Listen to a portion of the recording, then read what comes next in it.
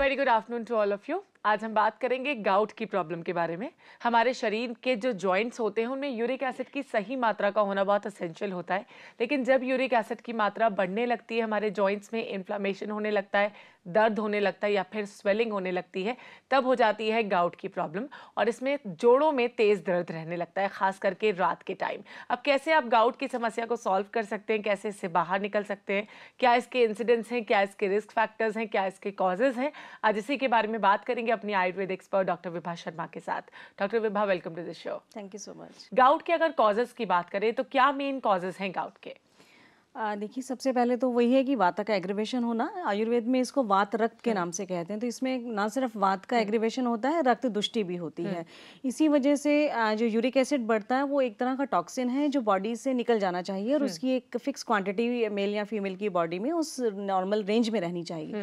लेकिन जब किडनीज के फंक्शनिंग ठीक नहीं होती है तो यूरिक एसिड रिटेन करने लगता है, यानी कि जब प्रोटीन्स का डाइजेशन बेसिकली ठीक नहीं होता है या जो एक्सक्रीशन हो जाना चाहिए प्रोटीन के डाइजेशन के बाद वो नहीं होता है, तो यूरिक एसिड बढ़ने लगता है और ये टॉक्सिन्स जॉइंट्स पे इकट्ठा होने लगते हैं। उसी की वजह से पेन शुरू हो जाता है। और गाउट और आर्थराइटिस दोनों ही जॉइंट पेन है, लेकिन इनमें बेसिक डिफरेंस ये है कि गाउट हमेशा छोटे जॉइंट से स्टार्ट होता है, जैसे उंगलियों के ये जो जोड़ हैं या जो पैर के अंगूठे और उंगलियों के जोड़ हैं, यहाँ से पेन स्टार्ट होती है। आर्थराइटिस जनरली बड़े जोड़ों से, जैसे घुटना है, कंधा है, हिप है, मेन जॉइंट्स है, वहां से स्टार्ट होता है। लेकिन गाउट और आर्थराइटिस में यही फर्क है।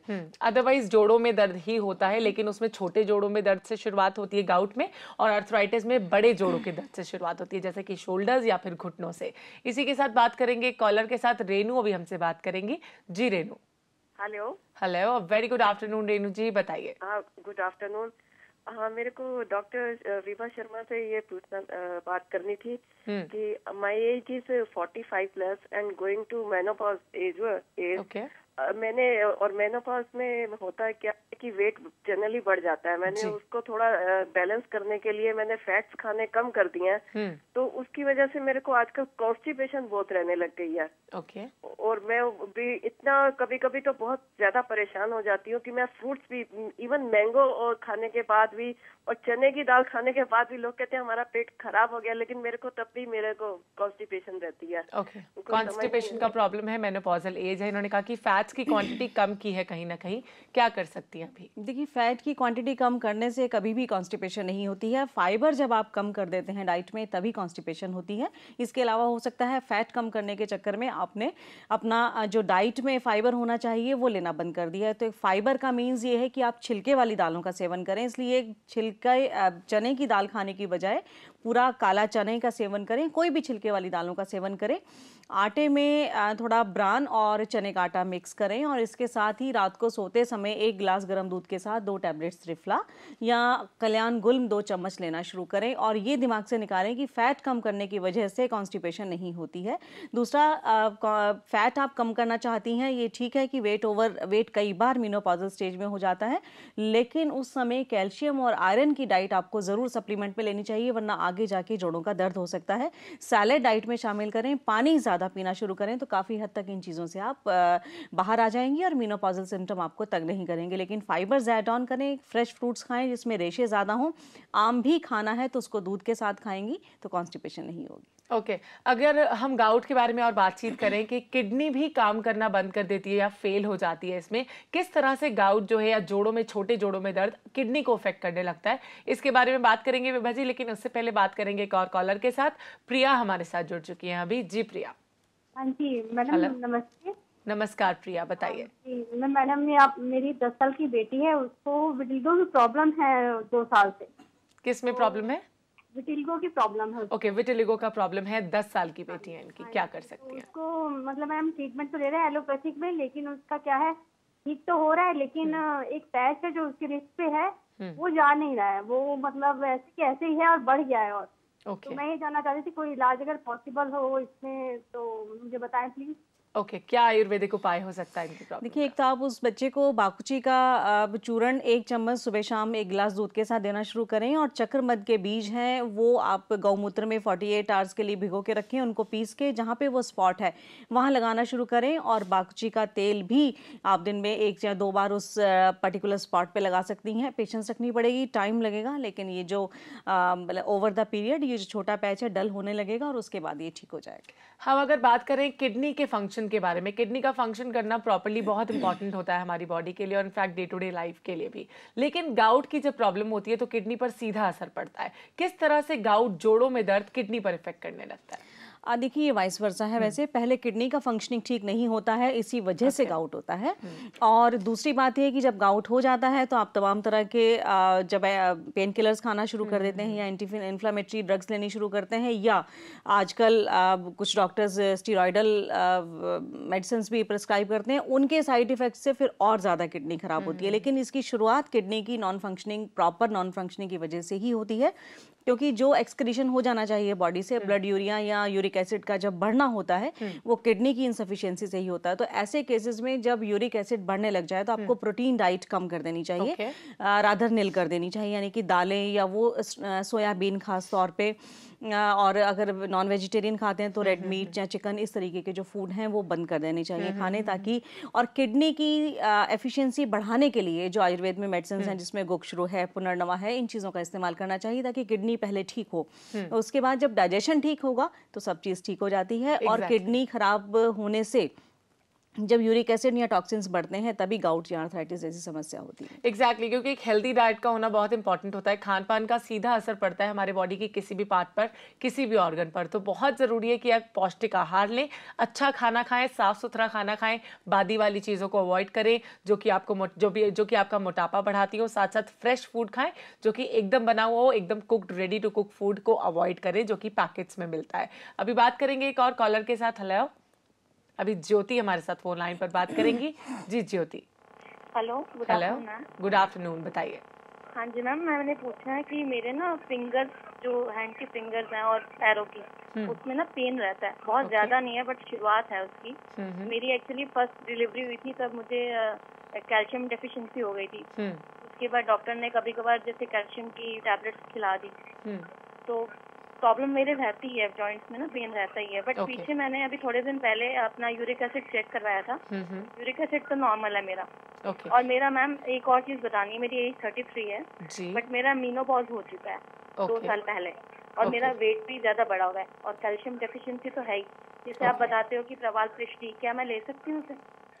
क्या कर सकती है इस प्रॉब्लम के लिए? देखिए, बिल्कुल प्रवाल पिष्टी मैं बताती हूँ। अगर आपको कूलिंग सेंसेशन ज़्यादा होती है, यानी कि आपको बहुत जल्दी ठंड लगने लग जाती है, तो उस केस में आप प्रवाल भस्म लेना शुरू करें। और अगर आपको पसीना ज़्यादा आता है या आपको बहुत गर्मी लगती है, उस केस में आप प्रवाल पिष्टी लें। आप डोज दोनों की सेम है, 2 चुटकी आपने शहद या मलाई के साथ लेनी है। और दूसरी बात यह है कि मीनोपॉज क्यों हो गया है 33 एज में, वो आपको देखना होगा। प्रोलैक्टिन टेस्ट आपको ज़रूर कराना होगा, कहीं वो ज़्यादा तो नहीं है, क्योंकि अगर प्रोलैक्टिन ज़्यादा होने की वजह से मीनोपॉज हो जाता है तब किसी तरह का ब्रेन ट्यूमर या बॉडी में दूसरे ट्यूमर्स बनने की जो संभावना है वो बढ़ जाती है। इसके लिए आप अपना प्रोलैक्टिन टेस्ट बहुत जल्दी कराएं। अगर वो नॉर्मल एज में है फिर आपको टेंशन करने की ज़रूरत नहीं है। वैसे भी मीनोपॉज होने के बाद जब ईस्ट्रोजन लेवल बॉडी में कम हो जाता है तो कैल्शियम डेफिशिएंसी होने लगती है, इसलिए आपको रेगुलर कैल्शियम अपनी डाइट में लेना है। कभी कभार टैबलेट लेना या कैल्शियम सप्लीमेंट लेना काफ़ी नहीं है। इसके साथ आप दवा लेना शुरू करें और उसमें लें बला रिष्टम और अश्वगंधा रिष्टम 5-5 चम्मच सुबह शाम ब्रेकफास्ट और डिनर के बाद, और योगराज गुगलू तिक्तम कषायम 3 चम्मच पानी मिला के ब्रेकफास्ट से पहले और डिनर से पहले। और साथ में आप ले सकती हैं सिंहनाथ गुगलू 2 टैबलेट सुबह और 2 टैबलेट शाम। ये 3-4 महीने लें, आपके छोटे जो दर्द हैं ठीक हो जाएंगे। और सबसे ज़रूरी है कि अजवाइन को पानी में बॉयल करें, आप सारा दिन उस पानी को पिएँ छान के, और रात को सोते वक्त 1 गिलास गर्म दूध के साथ 1 चम्मच सौंठ लेके सोएं तो आपको राहत मिलेगी। लेकिन प्रोलैक्टिन टेस्ट जरूर करा लें। ओके, जिन भी लोगों को गाउट है या जोड़ों में दर्द रहता है, छोटे या बड़े जोड़ों में दर्द रहता है, वो क्या कर सकते हैं, किन बातों का ख्याल रख सकते हैं, इसके बारे में बात करेंगे डॉक्टर विभा। लेकिन इस छोटे से ब्रेक के बाद तो आप कहीं मत जाइए, देखते रहिए कॉल फॉर केयर।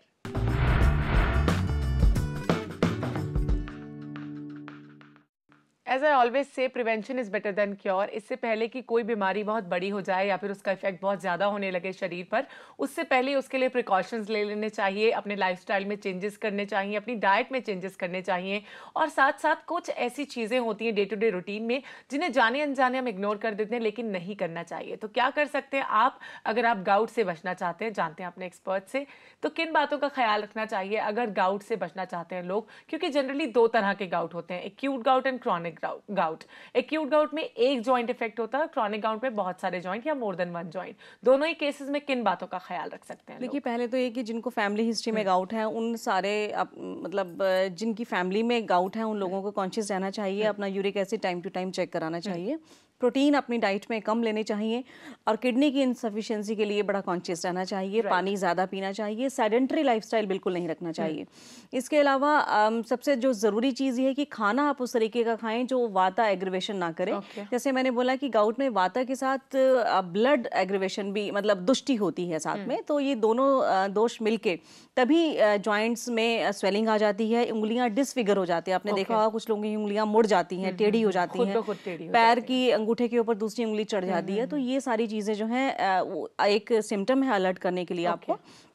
और सबसे बड़ी बात है कि आर्थराइटिस के पेशेंट्स फिर भी जल्दी रिकवर कर जाते हैं। यहाँ पे क्या है, क्योंकि वात और रक्त दोनों की जो नेचर है वो ऑपोजिट होती है। अगर आप उनको शीतल उपचार देंगे, क्योंकि रक्त दुष्टि है तो वाता एग्रीवेशन होगा, और वाता को सबमिसिव करने के लिए ट्रीटमेंट देते हैं तो रक्त दुष्टि हो जाती है। इसलिए ऐसे पेशेंट्स बैलेंस जरूरी है। स्टीम नहीं लेनी चाहिए ऐसे पेशेंट्स को। जो कुछ अगर डॉक्टर्स अगर बोलते हैं कि आप गर्म सिकाई कर लो या ये सब कर लो, तो वो नहीं करना चाहिए। सिर्फ ऑयल का मसाज करना चाहिए, वो भी बहुत ज़्यादा नहीं। बेसिक ये होना चाहिए कि ऑयल्स में जो हब्स हैं वो पेनिट्रेट कर जाएं और अंदर जाके उसको ठीक करें। खाने में कटहल, अरबी, भिंडी, कढ़ी और प्रोटीन वाली जितनी भी दालें हैं, इनका सेवन कम करना चाहिए। ठंडी चीज़ें थोड़ी कम खानी चाहिए। ओके, आपने कहा कि ऑयल्स की मसाज काफ़ी हेल्पफुल होती है। किस तरह के ऑयल्स का इस्तेमाल किया जा सकता है जिससे कि जोड़ों में दर्द में आराम मिल सके, गाउट की समस्या से आप उबर सकें? इसके बारे में बात करेंगे अपने एक्सपर्ट से, लेकिन उससे पहले बात करते हैं सुषमा के साथ। जी Sushma. Hello ma'am. Hello, good afternoon Sushma, बताइए। Good ma'am.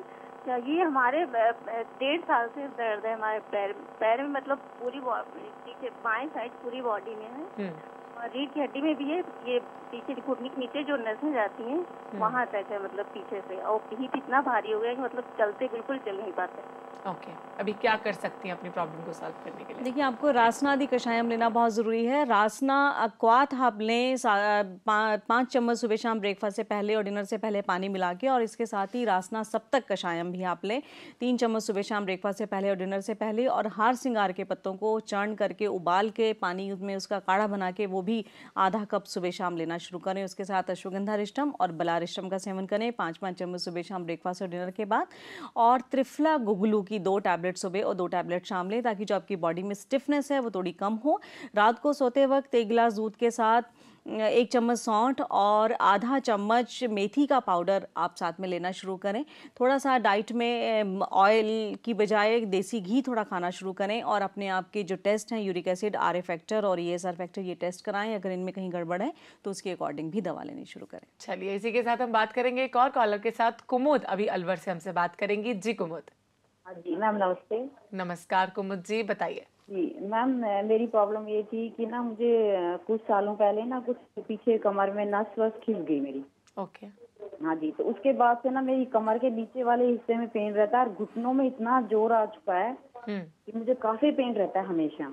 ओके, कमर में दर्द रहता है और घुटनों में भी काफी पेन रहता है। इन्होंने कहा कि कुछ, जी बताइए, कुछ और कहना चाहती हैं? करता मैम मेरा जी, कमर के नीचे वाला हिस्सा। ओके, कमर के नीचे वाले पार्ट में बहुत दर्द रहता है, क्या कर सकती हैं? वैसे देखिए, इनके लिए तो एक टिपिकल ट्रीटमेंट है पंचकर्मा में, जिसको कटिबस्ती कहा जाता है। वो आपको कराना चाहिए 7 to 10 डेज के लिए। और इसके साथ ही आपको प्रसारने आदि कषायम 3 चम्मच थोड़ा दूध मिला के 60 ml, अगर काउ मिल्क मिल सके तो और भी अच्छा है, 60 ml काउ मिल्क के साथ 3 चम्मच प्रसारने आदि कषायम ब्रेकफास्ट और डिनर से पहले लें।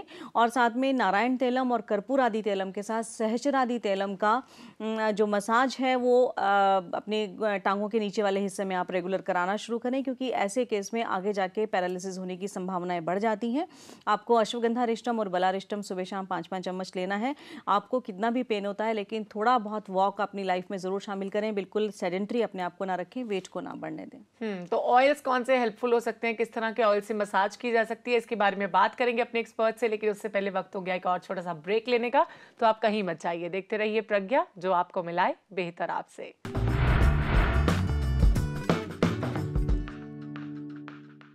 जिस तरह से हम अपने गाउट की समस्या को सॉल्व करने के लिए ऑयल मसाजेस कर सकते हैं और कौन से ऑयल्स हेल्पफुल हो सकते हैं, इसके बारे में हम बात करेंगे। लेकिन बिल्कुल उसी तरह हमारी नेचर को, प्रकृति को भी स्वस्थ रहने की ज़रूरत है। उसके लिए भी कुछ चीज़ें उतनी इंपॉर्टेंट है जितनी कि हमारे खुद की बॉडी के लिए इंपॉर्टेंट होती हैं, और पानी उन्हीं में से एक है, वाटर उन्हीं में से एक है। आजकल मानसून चल रहा है, बारिशें बहुत तगड़े तरीके से आ रही हैं, तो बहुत ज़रूरी है कि इस रेन वाटर को आप स्टोर करें, हार्वेस्ट करें, और आगे चलकर यही रेन वाटर आपके इन्वायरमेंट को स्वस्थ रखने में आपकी काफ़ी मदद करेगा। अगर आप इस दिशा में कोई भी कदम उठाते हैं तो हमें कॉल ज़रूर करें, हमारे साथ इस बात को शेयर ज़रूर करें, क्योंकि आपकी की गई एक शुरुआत बहुत सारे चेंजेस ला सकती है पूरी सोसाइटी में। फ़ोन नंबर हमारा वही है 0120399111 पर आप हमें कॉल करके ज़रूर बता सकते हैं। इसी के साथ बात करेंगे मंजू के साथ। जी Manju. Hello hello, good afternoon Manju ji. Good afternoon. ऐसा है कि मेरी 64 एज है और मेरे को 30 साल से ऑस्टियोआर्थराइटिस का है जॉइंट्स में। और वो थोड़ा फैलता भी जा रहा है और वायु काफी बनती है पूरे शरीर में। वायु का प्रकोप रहता है, कोई भी थोड़ा सा भी उल्टा सीधा खा लेती हूँ तो वायु बन जाती है और उसके साथ खाने के बाद मोशन चली जाती हूँ मैं। तो इसमें फिर यानी ऑस्टियोपोरोसिस की भी वो है। ऑस्टियोपोरोसिस की भी इन्हें मतलब सिम्टम्स नजर आ रहे हैं, और साथ साथ इन्होंने खुद ही कहा कि कुछ भी अगर उल्टा सीधा खा लेती हैं, जो कि एक्चुअली इन्हें नहीं खाना चाहिए, तो उससे इन्हें वायुबादी होने लगती है, वायु का प्रकोप ज्यादा होने लगता है शरीर। इसके अलावा इनको मोशन भी बार बार जाना पड़ता है। आपको विलवादी गुलिका लेनी है, 2 टैबलेट सुबह शाम कम से कम 20 दिन लें, और साथ में आप लेना शुरू करें। कैल्शियम इंटेक ज़रूर करें, क्योंकि ऑस्टियोआर्थराइटिस जो है कैल्शियम की कमी की वजह से ही ज़्यादा बढ़ता है। इसके अलावा आपको शीघ्र गुगलू खाना है, या आपको सहंजना जो आती है, जिसको हम ड्रम स्टिक्स भी बोलते हैं, जनरली सांभर वगैरह साउथ इंडियन फूड में डलती है, उसके पत्तों को और उसके साथ उसकी फलियों को अच्छे से पानी में बॉईल करके उसका काढ़ा बना के सुबह शाम 1-1 कप लेना शुरू करें तो आपको काफ़ी राहत रहेगी। इसके अलावा अश्वगंधा रिष्टम और बला रिष्टम आपको रेगुलर लेना है, 5-5 चम्मच सुबह शाम ब्रेकफास्ट और डिनर के बाद। सिंपल योगराज गुगलू की 2 टैबलेट सुबह शाम भी आपको काफ़ी हद तक जो आपकी वायु का प्रकोप है उसको कम करने में मदद करेगी। इसके अलावा 1 चम्मच सौंफ, 1 चम्मच जीरा और 1 चम्मच अजवाइन को पानी में बॉयल करें, छानें, उस पानी को दिन भर में आधा गिलास सुबह और आधा गिलास शाम पिएं, तो ये जो डिस्टर्बेंस है आपके स्टमक में वो ठीक हो जाएगी। अगर ऑयल्स मसाज की बात की जाए, जो काफ़ी देर से मैं कर नहीं पा रही हूँ, तो किस तरह के ऑयल्स हेल्पफुल हो सकते हैं, किस तरह की मसाज? वो ऑयल्स जिसमें वाता को शमन करने के लिए जितनी भी औषधियाँ हैं वो पकाई जाती हैं, जिस तरीके से बला है, अश्वगंधा है, तो इस तरह से बला अश्वगंधा आदि तैलम है, या नारायण तैलम है, या अगर बॉडी में स्टिफनेस बहुत ज़्यादा हो गई है तो सहचर आदि तैलम है, और कर्पूर आदि तैलम है, जो बेसिकली पेन को ठीक करने में हेल्प करता है। तो इन तेलों को आपस में मिक्स करके गर्म करके पूरी बॉडी पे इससे मसाज की जाए, लेकिन गाउट के पेशेंट्स को स्टीम ना दी जाए, ताकि जो रक्त दुष्टि है वो ज़्यादा एग्रीवेट ना हो जाए, तो और स्वेलिंग जो इन्फ्लेमेशन जो जॉइंट्स में है वो बढ़ ना जाए, तो ये करना चाहिए। दूसरा, ऐसी केसेस में अगर पेन बहुत ज़्यादा है और स्टीमिंग देनी ज़रूरी है तो सेंधा नमक की पोटली को गर्म करके उसके साथ भी जो ड्राई स्टीमिंग है वो देना है, वो फायदेमंद रहता है। इसी के साथ कुछ एक एसएमएस के बारे में बात करते हैं डॉक्टर विभा। सबसे पहले एसएमएस हमारे पास है स्मृति का। ये जानना चाहते हैं कि इन्हें पीसीओडी का प्रॉब्लम है, जिसकी वजह से इनकी मेंस्ट्रुअल साइकिल इरेगुलर हो जाती है, साथ ही साथ इनके चेहरे पर काफी ज्यादा बाल भी हैं, तो क्या कर सकते हैं इस प्रॉब्लम से? जब हार्मोन डिस्टर्ब हो जाते हैं तभी जनरली पीसीओडी होता है, और फिर इस तरीके से अनवांटेड हेयर जो है वो चेहरे पे आ जाते हैं। तो उसके लिए ये कुछ नहीं करें, एक तो अपना थायराइड प्रोफाइल भी साथ में टेस्ट कराएं, अगर वहाँ दिक्कत है तो उसकी भी दवाई लें। इसके लिए इनको कुमारे आसव, दशमूला रिष्टम और अशोका रिष्टम तीनों मिक्स करके 5-5 चम्मच सुबह शाम ब्रेकफास्ट और डिनर के बाद लेना है, और कांचनार गुगलू की 2 टैबलेट सुबह शाम ब्रेकफास्ट और डिनर के बाद लेना है, और 6 महीने के बाद दोबारा अल्ट्रासाउंड कराएं और देखें कि उसमें कितना फर्क है। नेक्स्ट एसएमएस हमारे पास है, लास्ट एसएमएस है, इन्होंने नाम अपना नहीं दिया है। इनकी डॉटर 4 इयर्स ओल्ड हैं, काफी अंडरवेट भी हैं, और साथ साथ उन्हें वॉमिटिंग का भी प्रॉब्लम रहता है। देखिए, एक तो इस बच्चे का स्टूल टेस्ट कराना चाहिए रेगुलर 3 दिन तक, और अगर उसमें वॉर्म निकलते हैं तो डीवॉर्मिंग करा देनी चाहिए। और इसके अलावा लिव 52 1 चम्मच सुबह शाम देना 20-25 दिन के लिए काफ़ी रहेगा। उससे इनका जो नॉर्मल एपेटाइट है वो ठीक होगा और थोड़ा डाइजेशन भी ठीक होगा। और इसके अलावा बच्चे को जंक फूड देना बंद करें और फ्रेश घर में बना के जो ईजिली डाइजेस्ट हो सके, जिस तरह खिचड़ी है या सूजी की खीर है या नमक अजवाइन का पराठा है, इस तरीके का डाइट देना शुरू करें तो वेट भी ठीक होगा और डाइजेशन भी ठीक हो जाएगा। ओके, अक्सर हम देखते हैं कि पोस्ट मेनोपॉजल जो एज होती है लेडीज की, उनमें ये गाउट की समस्या ज्यादा डेवलप होने के चांसेस रहते हैं, जनरली 45 से लेकर 55 की एज तक। तो ऐसे में और कौन सी बातें जिनका फीमेल्स ख्याल रख सकती हैं जिससे कि गाउट की जो प्रॉब्लम है वो डेवलप ना हो? देखिए, एक तो कैल्शियम कम होने लगता है क्योंकि ईस्ट्रोजन लेवल कम हो जाता है, तो नेचुरली कैल्शियम जो बॉडी में होना चाहिए वो नहीं होता है। तो फीमेल्स को कैल्शियम इनटेक अपना ज़रूर रखना चाहिए, वॉक ज़रूर रखनी चाहिए, और सबसे बड़ी बात है कि कॉन्स्टिपेशन नहीं रहनी चाहिए। जहाँ कॉन्स्टिपेशन फीमेल्स को रहनी शुरू होती है वहीं पे जोड़ों का दर्द, चाहे वो आर्थराइटिस हो या फिर गाउट हो, और अगर फैमिली हिस्ट्री में है तो और भी ज़्यादा।